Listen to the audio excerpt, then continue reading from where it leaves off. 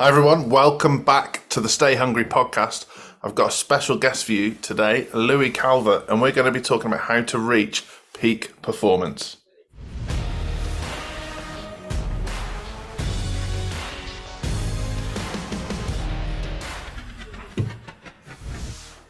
Louis, this episode has been a long time coming. It has. How is it going? Yeah, good man. How about you? I'm all good. Thank you very much for having me on. And I've been looking forward to getting this one in. It's been about 6 months, maybe. Maybe longer, yeah, maybe longer in the It was in brewing. 2020. No, it must have been longer. It was in 2022 when we first booked this in to Yeah, happen. I'm pretty yeah, sure. we Very were cold. literally sat in a restaurant slash club in Glasgow talking about it. Which sounds really weird, but we had actually been at like a business event. We weren't just pissing about. So for the uninitiated, which is what I always say to guests, tell us who you are and what you do.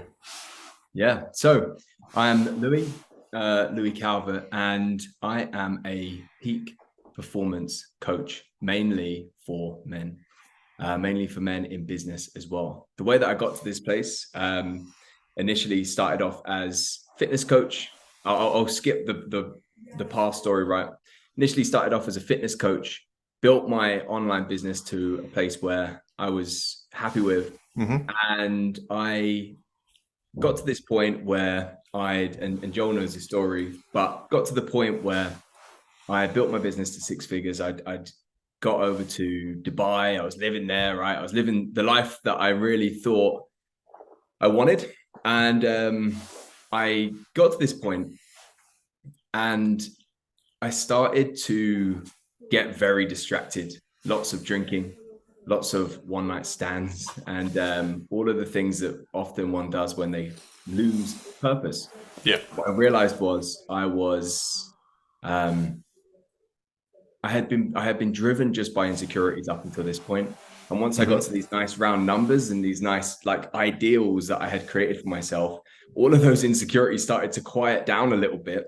And I started to fall off. I wasn't so driven anymore. And that put me down a path of understanding purpose. Yeah. I realized that was the final thing that I was missing. I joined a men's group, looked at this from like a spiritual angle, went all the way over to Mount Shasta in California and went on a men's retreat and all these kind of things, going deep in this, looked at this from a neuroscience angle as well, and got real deep into peak performance, which has a huge overlap into purpose and vision as well, is what I found out. And now that's basically what I help guys with. We call it peak performance coaching, but a lot of it is actually down to purpose and vision too, because without that, we're just trying to be better to no exact end. And it's very hard to optimize for something that we haven't defined. So that's me in a nutshell. Oosh. So you said operating from insecurities whilst you're in Dubai. What do you mean by that? Because I think there's a lot of business owners listening to this podcast, and I would suggest there's quite a few business owners operating from insecurities listening to this podcast. So what do you mean?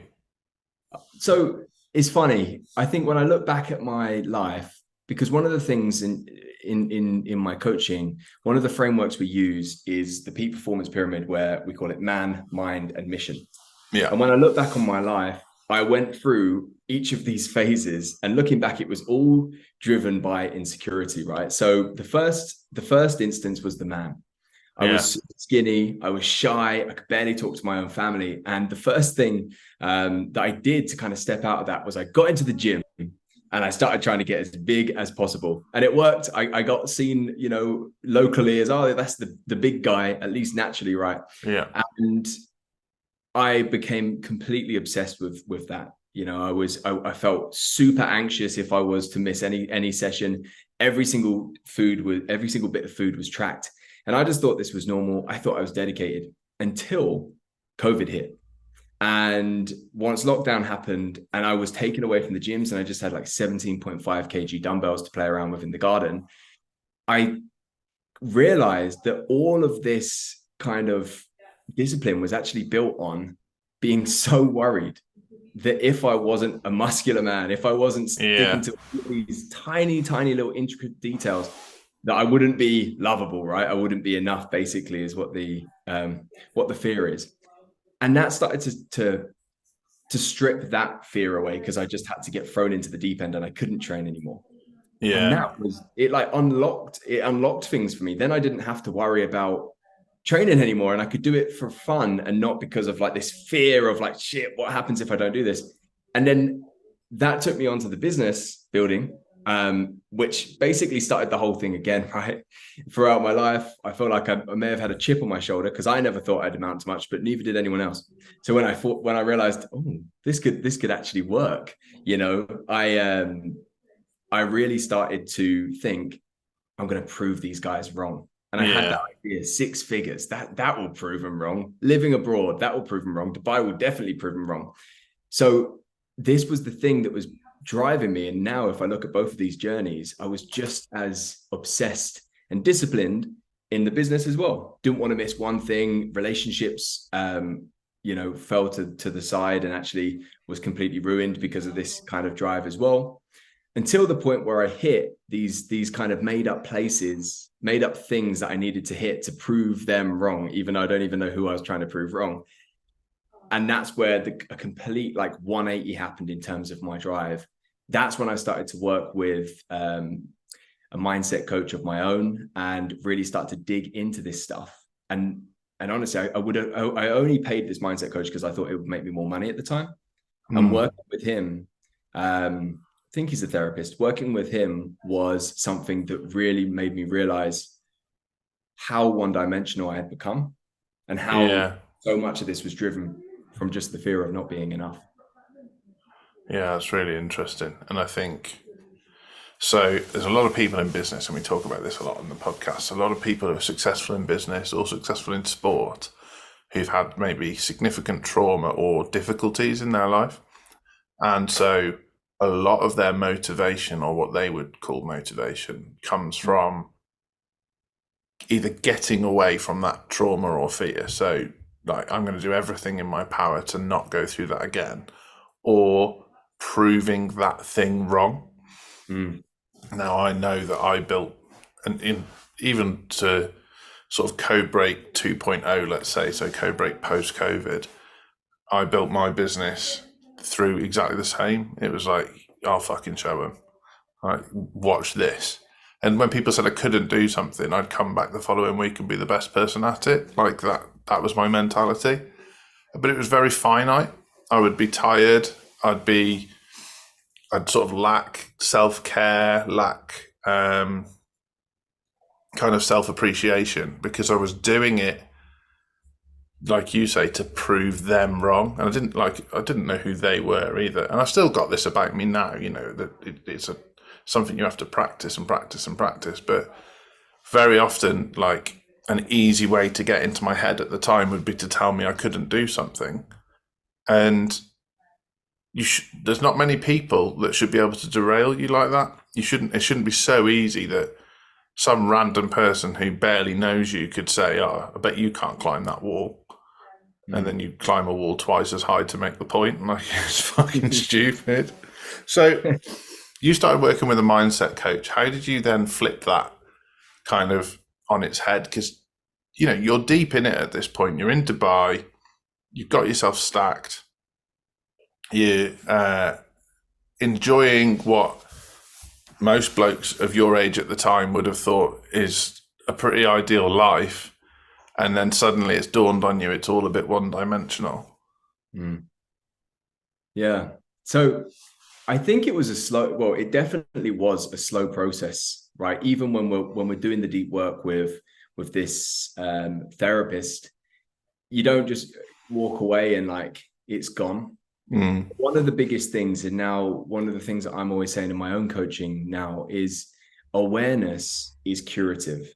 So one of the first steps to being able to make any change is literally just being able to have someone hold that mirror up and have you realize, oh shit, that's happening. That's happening. And do I want it to stay this way? And then as we can start to bring that awareness up around what the actual thing is that's happening, right? Okay, I'm being driven by this that might not be okay. And then in the moment being able to see what's often kind of the moments where you're acting in this way and being able to stay conscious and being able to then know, how do I want to act instead, is part of that process of changing it, right? But for me personally, as I was doing this, and I'm sure some listeners will probably think this as well, maybe you think this as well, I was also worried about losing it. You know, like it is powerful.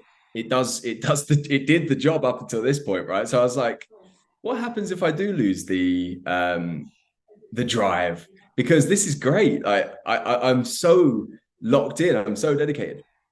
And one of the things that I found, I think this is going to be really helpful, and I wonder if you felt this as well, is yes, this kind of like dark, energy to drive towards something is very powerful. But you had a really good point there. Other people are controlling you almost. It's actually it's to get back at someone or something, but actually they're controlling you then. But also, it really stiffens you, is the way that I would put it. Because as I was working with this therapist, a lot of this could liken back to my boxing journey when I was younger. When I was younger in boxing, I could have been really good.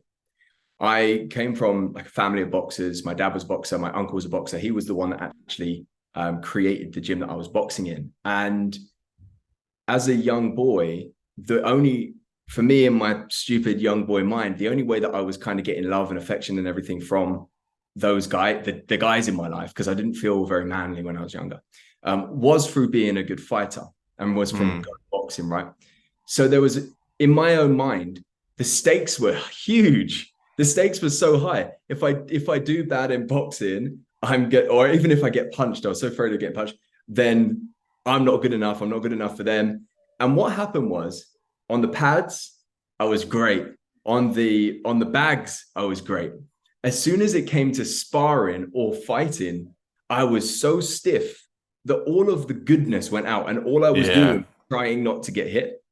And what I've realized through working with this hypnotherapist as well, is the same thing was happening in business. Yeah. Because of the insecurities, the stakes were so high. If I don't do this, all of those people were right. I failed. Blah, blah, blah, that I was so stiff and rigid, which meant in business, I wouldn't be creative. I wouldn't step outside of the box. I wouldn't even think for myself. I'd follow my mentor to the nth degree, but I would do nothing else, right? And what I found is, once the insecurities started to evaporate just a little bit, and they're probably still there, right? But parts of them started to even just being aware of them. As they started to have less of a hold of me, what I realized, and this was life-changing for me actually, what I realized was, I can go and do what I want now, So yes, these insecurities they really will drive you, but they will also get you really stuck in a box, because you're so afraid to shake the boat. Yeah. You're like, well, I really would love this, but if I shake this boat, all of these stakes are so high and things might come crumbling down. So it gave me looseness to play within my business, and actually now create something that's probably really weird within my business and what I do compared to other people, but also completely aligned with the life that I want. Yeah. So, hopefully that quiets the worries of someone that does feel like the insecurities actually help them. Yeah, it's so huge because most insecurities are born out of what you think other people think of you. Generally, like they'll be born out of thinking people maybe don't like you, or whatever it might be. You're essentially letting the tail wag the dog.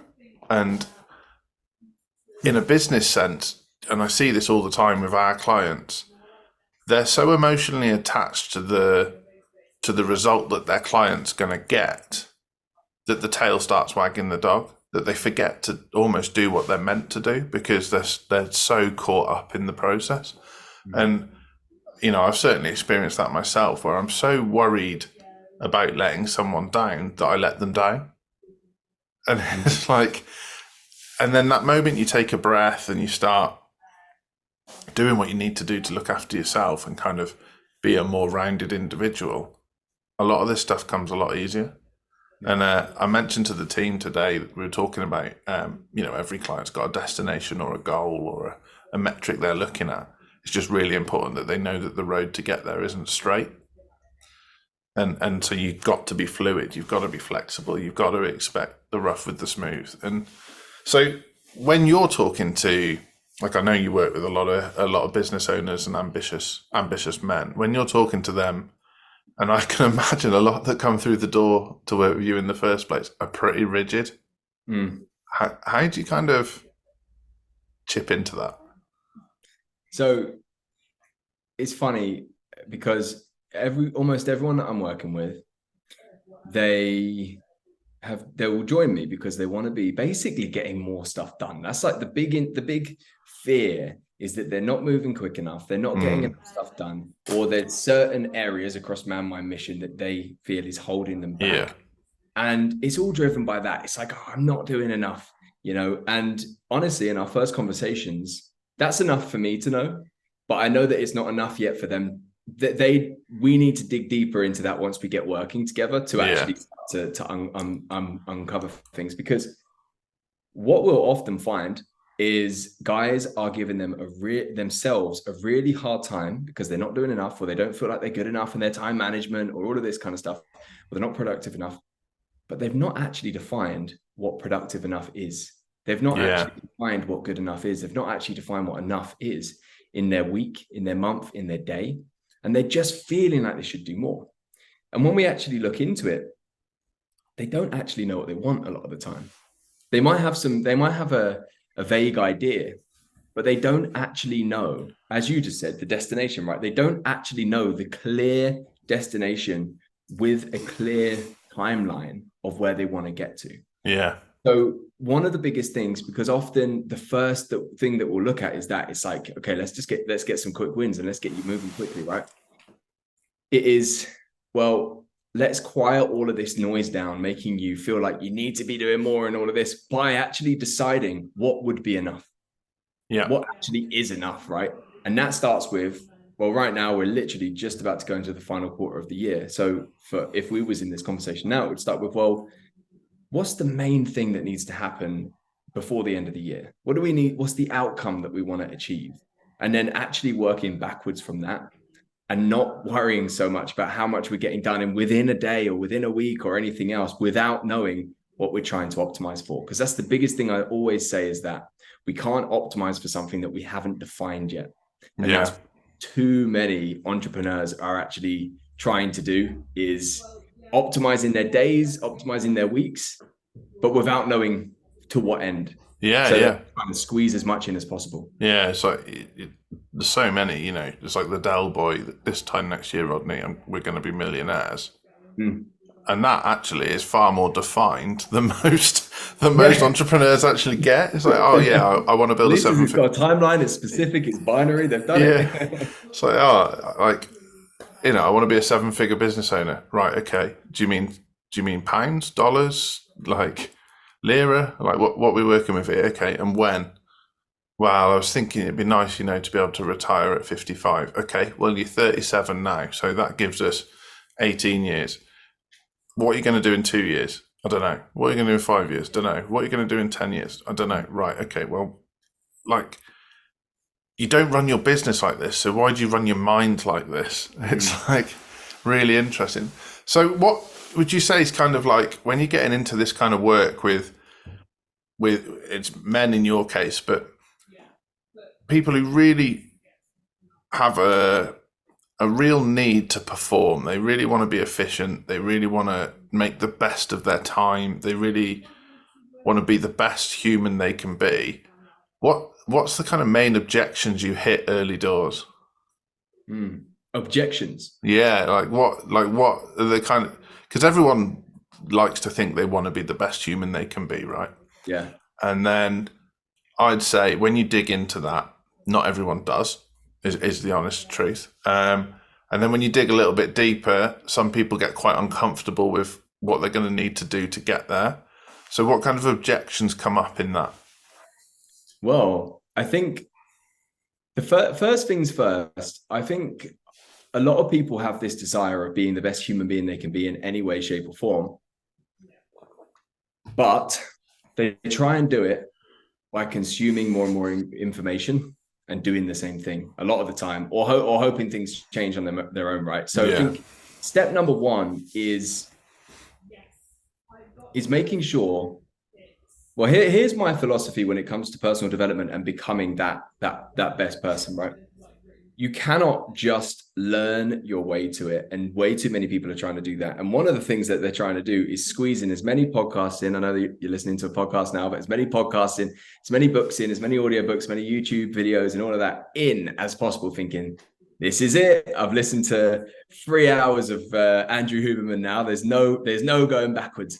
When in reality, that's part of the reason why a lot of people end up being so overwhelmed. Is just cognitive load is so high. They're making themselves feel like they do so much. So the first thing is defining what we actually want, which I know I said before, but this truly is personal development to me. So personal development to me, and this is one of my core philosophies, is when we can set a goal that's bigger than your current self right now, and you have to expand to meet it. Yeah. And the rest happens on the journey. And you will learn still. And there's nothing wrong with learning. Like, I'm always reading books and I love it. But the real journey happens once we're actually putting one foot in front of the other, right? So to the person that wants to be the best person that they can be, first of all, is defining, well, what does the best person that you can be achieve? Because it's going to be different for everyone, right? What does the best person that you can be achieve over the next 3 months, over the next 6 months, over the next year, whatever timeline is going to be best for you and your goals? But if you were the best person right now, what would you be able to achieve? Because, just a little side note, way too many people set mindset goals which don't really do anything. You know, sometimes I'll have a conversation with people that are joining and we're working together, and they say, one of the things I really want to work on is my all or nothing mindset. And they would be happy to leave it at that. And lots of guys would be happy to, lots of coaches would be happy to leave it at that. Okay, over the next 90 days, we're going to get you out of your all or nothing mindset. But the reality is, it's really hard to optimize for. It's really hard to make anything tangible. So we need to have, okay, if I was out of my all or nothing mindset, what would I then be able to achieve? What would my life then look like? We take the tangibleness of that and then we set that as the goal. So coming back to main point, this person, they want to be the best person. They want to be the best person that it can be. We need to define, if you were the best person that you could possibly be over the next 6 months, what would you have by the end of those 6 months? What would the outcome be? Let's make it specific. Let's make it measurable, and let's make it binary as well, which means we can get to the end and either say yes or no, it's done. And then we fully delve into the actual journey of being able to get there. We work backwards. We set the plan of what we expect is going to be able to get us there or not. And this is where coaching or having some sort of mentor or some sort of advisor is so perfect. It's when you've set these goals and then you come across barriers. That's when the real growth happens. That's when you can get coached through these challenges. Just learning things for the future doesn't work as well as when we're in that problem and we can get coached out of it. And then we have to become that person on that journey anyway. And this happened to me with one of my clients he runs a huge, he runs a big physiotherapy studio, employees, everything like that. And over the 90 days that we worked together initially, he said that he was able to build this business from the ground. He just got the investment and then he was able to build it from the ground and get everything going. He also said that he was able to be the best dad and husband that he had ever been, and have the best structure that he had ever had in his entire life within this 90-day period. And that's because we started with the end in mind of you want to be having your business to this place, while being able to do this in your family, while being able to do this every single week within your relationship, and while having this much time for training and everything else within your structure. And then we actually was able to work towards that. Often what a lot of people do is they just set the kind of the structure and the relationship goal, right? I want to be the best in my relationship over the next 90 days. I want to be the best in my structure. And it's easy to say that, but often we stay at our normal level until we are forced to expand to meet something, right? So it's often putting new things in that forces us to be better at the structure, for example. So set that big goal, the thing that you would achieve if you were the best possible you right now, and then that will force you to expand to meet it. Or along the way, you might, as you said, that there may be objections within yourself on the way. You might realize this isn't actually worth the pain, which is fine. And you might choose not to get there. For me right now, I used to be so hard on myself dieting, and I used to be absolutely perfect. Now it's not worth the pain for me. I don't care enough. I've had this year, I've had a couple of times where I've tried to diet, started to track, and then I thought, I don't like tracking as much as I like the abs. Eating. I don't care enough. And now, and that's fine by me, and it should be fine for everyone else as well. It's not that you're a failure. You've tried something and you just don't want it enough, and that's absolutely fine. And that's life stages as well, right? That like, you know, there's a time where there's things you'll want that you just won't want later in life, and that's okay. You don't have to beat yourself up about that. So you've defined with your client what it is that they want, but also what that looks like for them when they have it. So, you know, let's say it is the all or nothing thinking, and that actually when they can kind of see the nuance in life and start to see that actually sometimes a failure isn't actually a failure, that then unlocks a better relationship with their partner, or a better relationship with their children, or they're nicer to their staff, or they give themselves more time off, whatever it might be. Once they reach that, obviously they're on the journey. How do you then start to unlock peak performance? Well, I stick with the same philosophy, right? So peak performance, the reason why it's really annoying word is because it's so vague, isn't it? Like it can mean so many things. And it sounds very finite, right? It sounds like it's like there is a peak to it. There's a pinnacle, yeah. Yeah, exactly.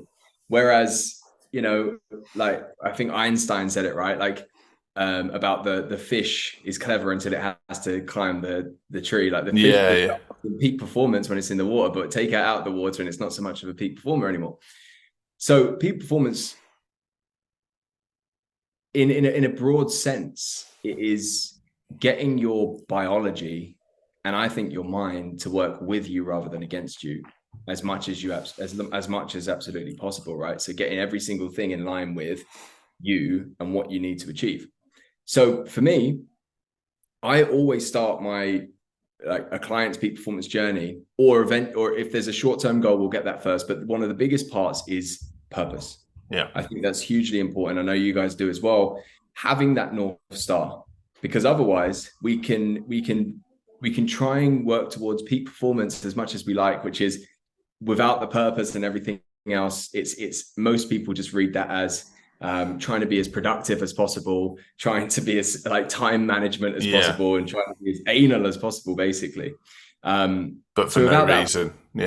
Exactly, for no reason. We just for the ego of like, I'm getting so much done. Yeah, it's always either ego or because society tells us that's what we have to be. Yeah. And like some of the most successful people that have ever walked this planet were incredibly lazy.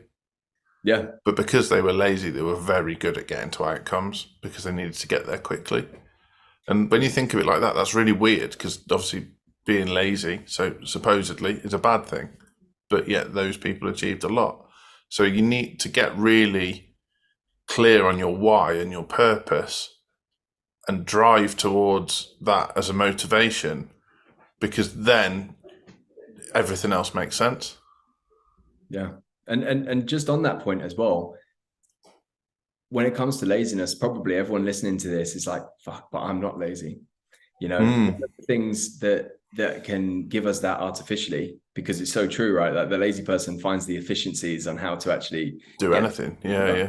Is building your life and business around constraints, which I think is really, really useful. The problem with probably, well, me most of the time, probably you, probably everyone that's listening as well, is often the thing that we've committed to the most is our businesses, Yeah. is our work.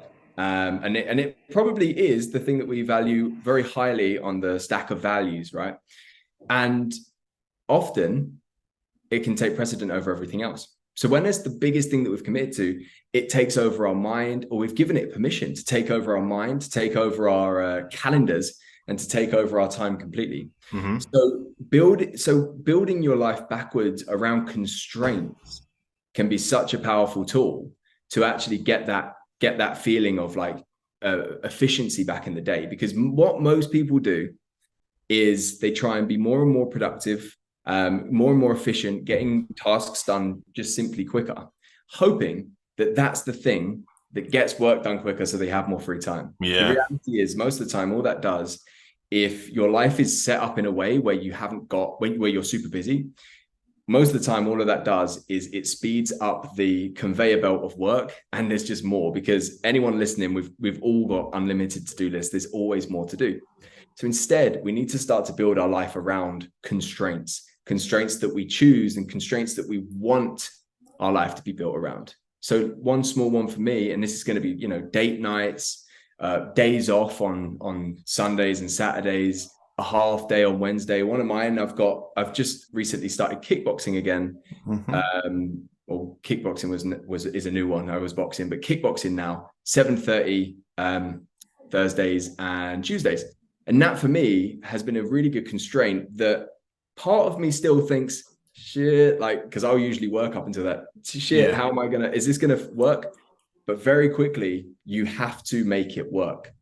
That's what happens, right? So you're forced to look at your day and delegate better. You're forced to eliminate and prioritize, lubricate things, systemize things, automate things to make sure that you can stay within these time limits, right? Yeah, I love that. Like my to-do list it could potentially be pages long.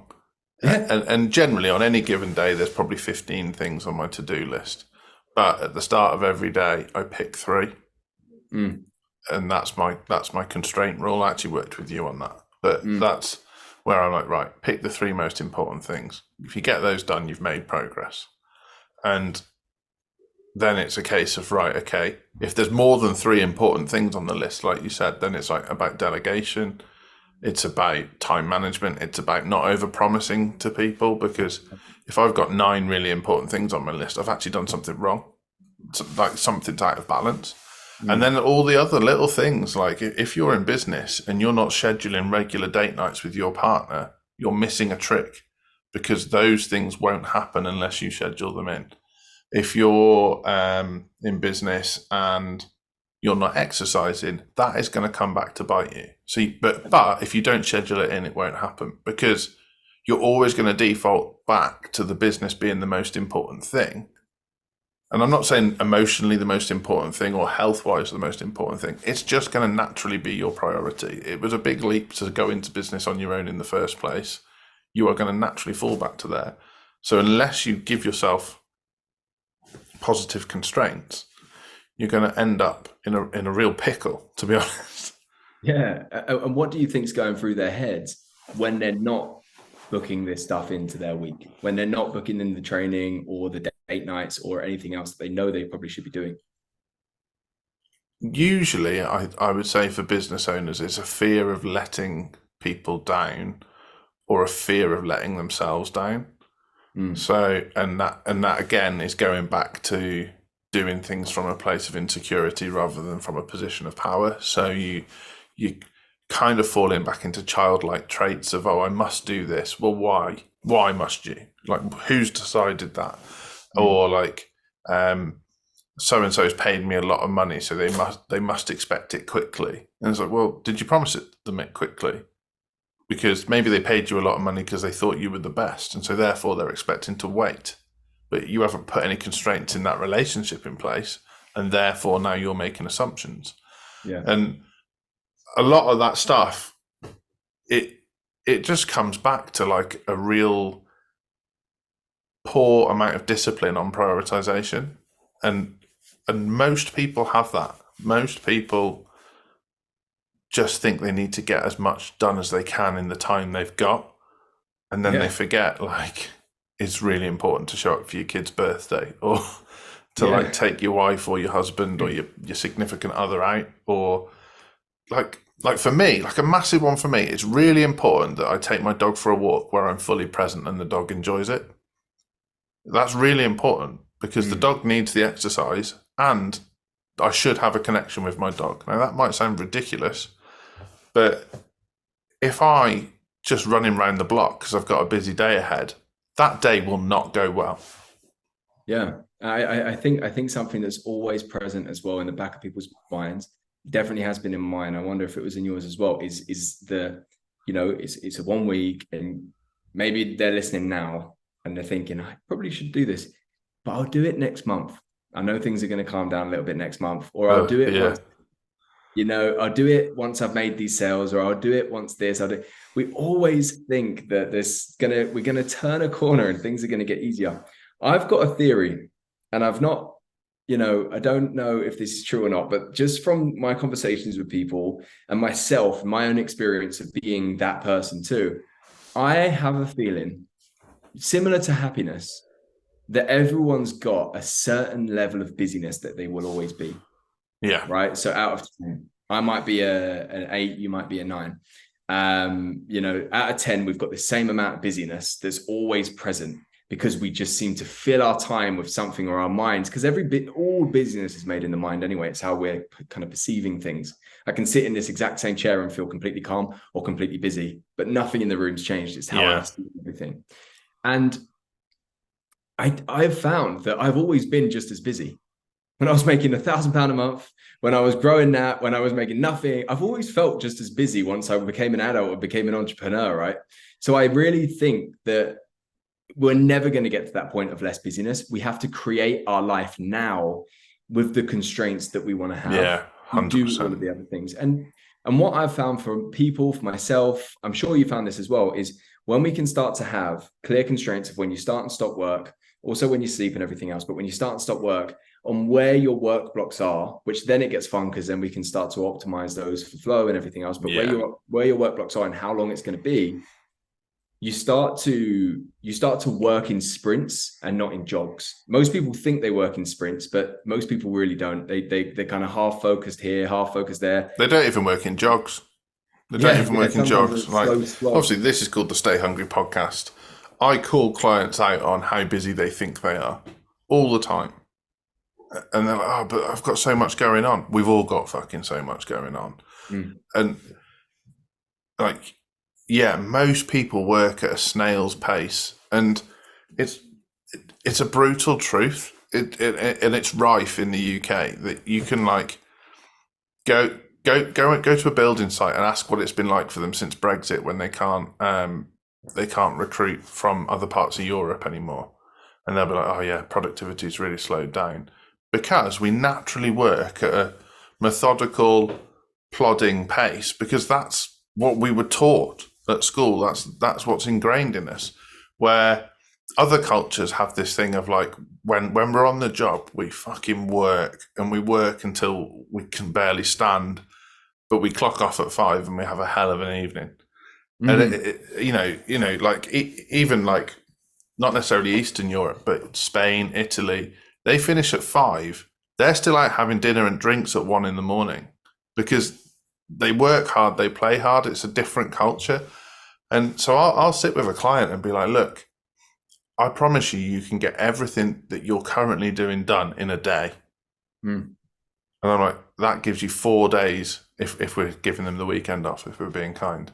That gives you 4 days for sales and marketing. And they're like, what are you talking about? I'm like, I promise you, that's the truth of the situation. And I'm not saying I'm perfect at it. I know that having a long list is like a really bad habit, because the tendency with a long list is to start ticking off the easy tasks first. Well, the easy tasks should never have made it onto my list in the first place. And so like, my day is meant to be hard. That is the responsibility of the business owner. I should be doing 2 or 3 of the most challenging tasks, usually revenue generating tasks.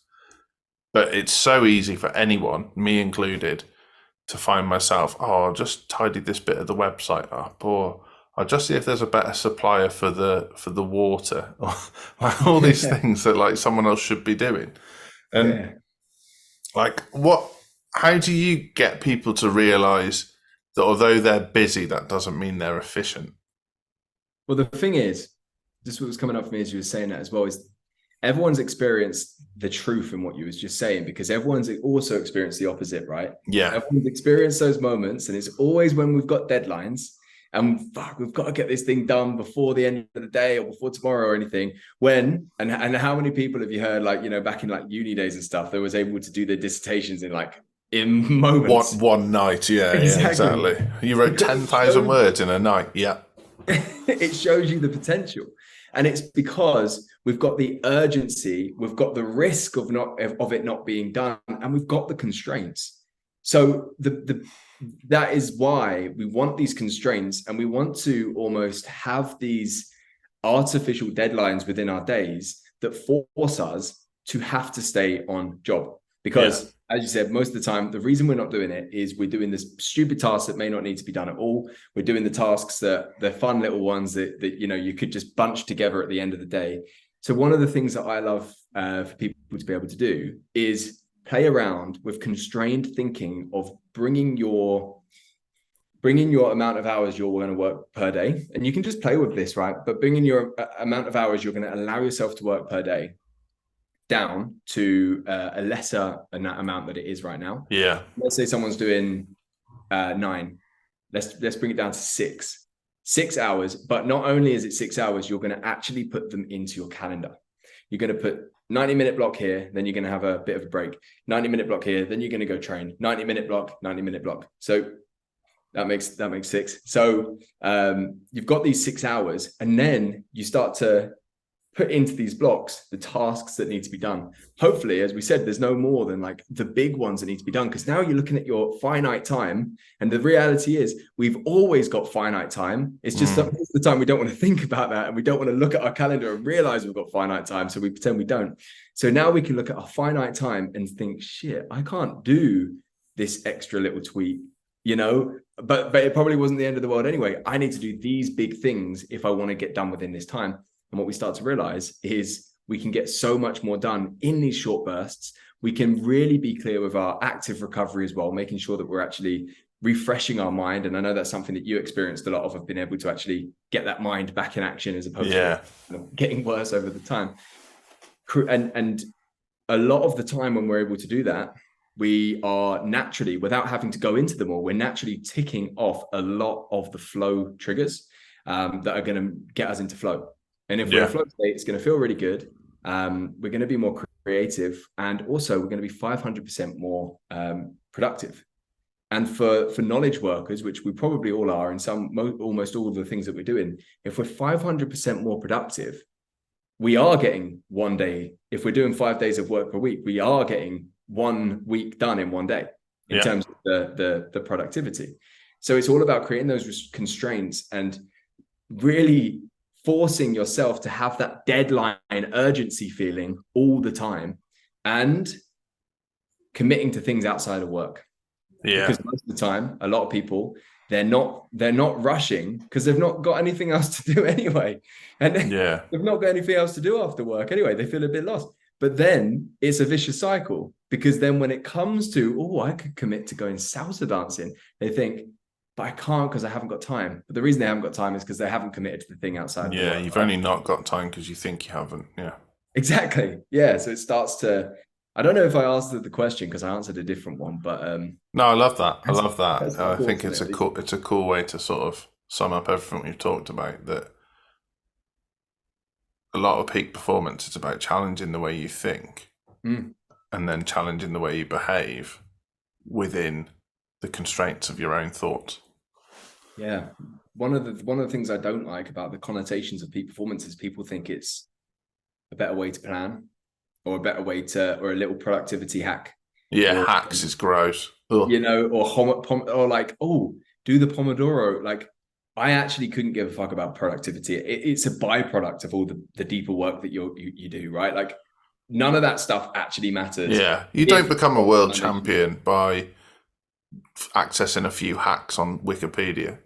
But the funny Like, thing is, people think that it's the game changer, right? They're like, oh, I yeah, need to be need to be more productive, but they don't know why.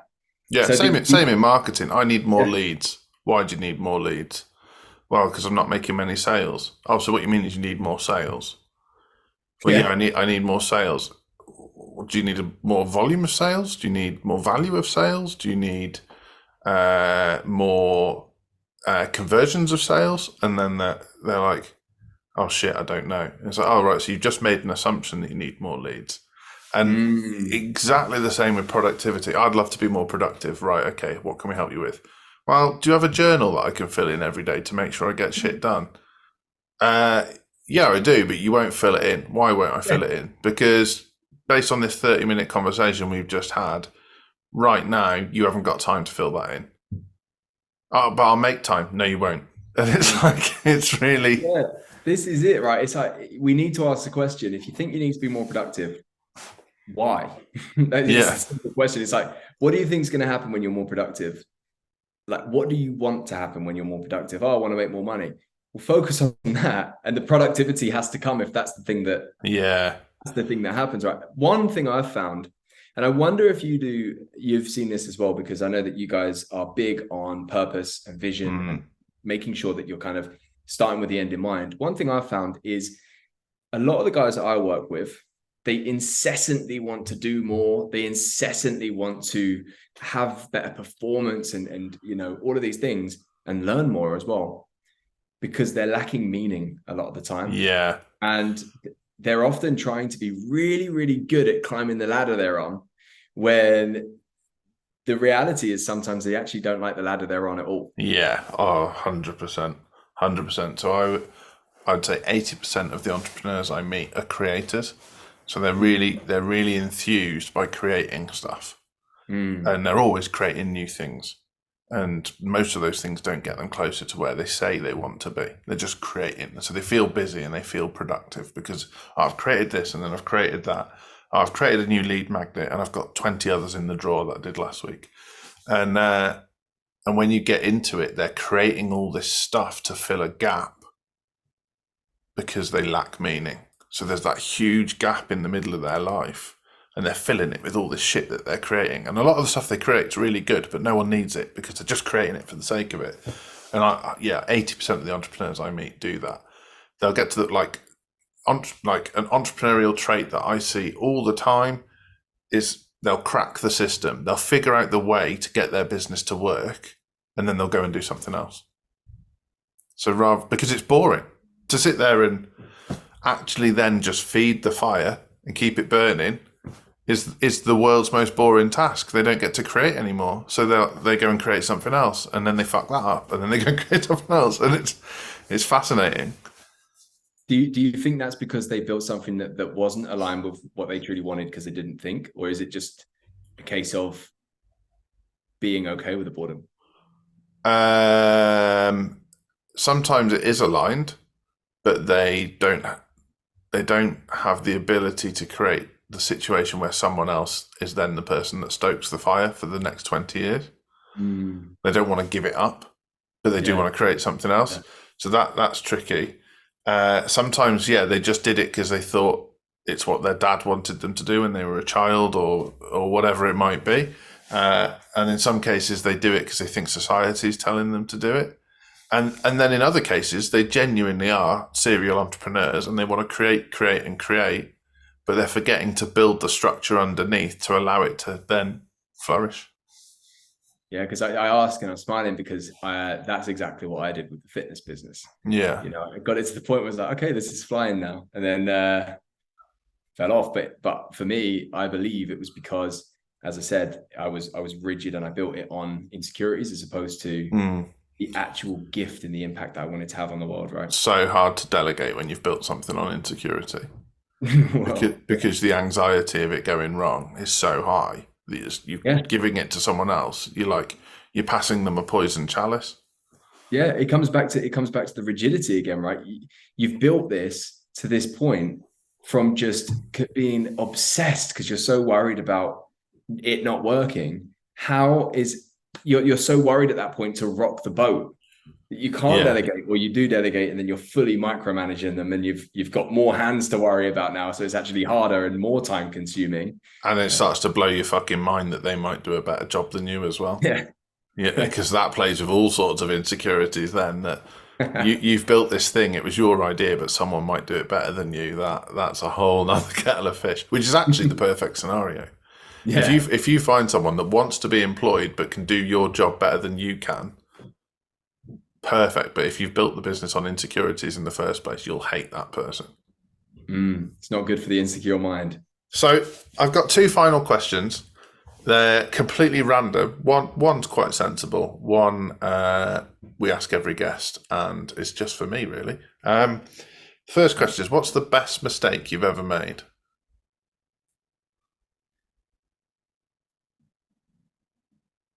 The best mistake I ever made, I'll probably answer this probably how a lot of people probably answer it, and it's like it's a mistake, but it's not, if you get what I mean. Yeah. Looking back on my life now, and actually looking back on a lot of the people that was, looking after me and, all of that kind of stuff, parents and things like that, when I was growing up. One thing that I did to get me out of this hole of meaninglessness and of feeling like I was never going to amount to anything was I just got super fucking obsessed. And it was, as we've already talked about, it was probably based on insecurities as well. And it was probably one-dimensional and maybe not that healthy. But my first obsession was health and bodybuilding, mainly bodybuilding. I didn't care about the health at that point. I cared about looking good. And I got fucking obsessed with it. Obsessed. When I'm eating, when I'm whatever, I'm learning. I'm putting thousands into learning about this stuff, and I'm going all the way in.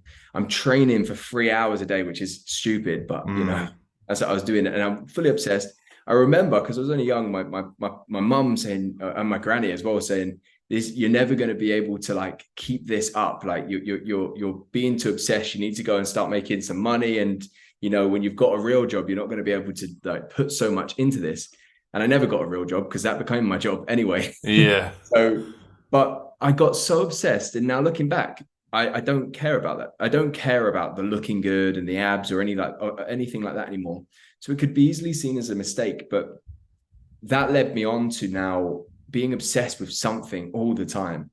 And now I look back and I think the reason why I'm very good at being able to help people in the areas that I do is because I have got so obsessed on different topics and gone all in on my own and gone all in on the people that I'm helping with as well, that I've got this beautiful array of knowledge in different areas that I'm able to kind of join the dots within, Yeah. It might look like a waste of time, but actually I believe now it's the thing that was able to break me out of kind of mediocrity and of just, having nothing to offer, and slowly that's starting to change. Yeah. And I think when you can attach that obsession with purpose, that's an absolute weapon. Like that. There's probably only a handful of people I know who can ever get into an obsessed state anyway. And then couple that with, I only know a handful of people who have real purpose. And I maybe know one or two that have both, and that's a recipe. Well, yeah, that's the kind of the equation when I look for purpose. The simple equation that I believe starts to build it up is when we can use our greatest strengths, so our character strengths from positive psychology, and we can use our passions, which is an intrinsic motivator, to solve a problem in the world that's dear to our heart. When we can have these two things and it helps towards this problem in the world that we care about a lot, we're stacking so many intrinsic motivators on top of each other and strengths on top of each other, we become very, very, very hard to beat. Yeah, love that. Build in there. Last question. Easy one, I hope. What's your favourite film and why? I don't watch films. Oh, come on. Like I've got a job application out at the moment, actually, a job on the website, and someone's actually replied to that question because we asked that on the application form. I don't like films. I was like, what a fucking stupid answer. So I'm not letting you get away with that. Well, I'll tell you. You've seen a film before. Yeah, I do. Yeah, I tell you what, I don't have favorite films. I find it too hard. But I'll tell you actually, I'll tell you my go-to answer for this. The reason I don't like it is because I haven't watched it for a very, very long time. Because I only ever watch a film once. I don't understand. I don't get people that watch films multiple times. I think it's weird. The Butterfly Effect. Have you ever seen it? Oh, nice. Nice. Yeah. I love that film. I love the thought. I just love the concept. One tiny little thing changes everything in your own life, the excitement of that. And and I remember liking the film at least, but the concept's the main thing that I like about it. Yeah, and it's a real concept, right? The consequence of one tiny thing has a domino effect on everything. Yeah. And you see that repeat itself all the time. That is a thing. Inescapable. Every tiny little action. It's exciting. What's your favorite film? I know you probably answered this one before, but yeah, a few people have asked back. So my favorite film is called A Place Beyond the Pines, and it's a film in two parts. So the first half tracks two blokes and their actions. One's a police officer, one's not. And the second half, it flips forward in time, and their two sons have grown up, and it's about the consequences of their dad's actions and how it's then impacted their lives, and how they can either basically become a victim of their father's behavior or sort their shit out. And you knowing me, you'll understand why that might be my favorite film. Yeah. I think I watched that actually, but my girlfriend got bored once Ryan Gosling was off the screen, and we turned it off. Yeah, Ryan Gosling, Bradley Cooper, and it's long and it's slow. Yeah. So I watched the first half. I got like one of the films I didn't get the main part because we had to turn it off. Yeah, exactly. So yeah, when he's not in it much anymore, it's a very different story. But like, it's just a fascinating way to make a film in the first place. It's like brave, and I don't think it commercially did very well because of that. But I think a lot of people can relate to kind of the sins of the father will visit the son type analogy. Yeah. Louis, you've been an awesome guest. What's the best way for people to reach out to you? Thank you very much. So best way to contact me or stay in my world is Instagram. Louis Joe Calvert, LOUIS JOECALVERT. In there, best way to really stay in contact is my email list, where I do daily emails on peak performance, business, and psychology. So you can sign up there, or just follow the Instagram, and we'll have a little chat over there. Thank you very much, guys, and thank you so much for having me on. Thanks for being an awesome guest.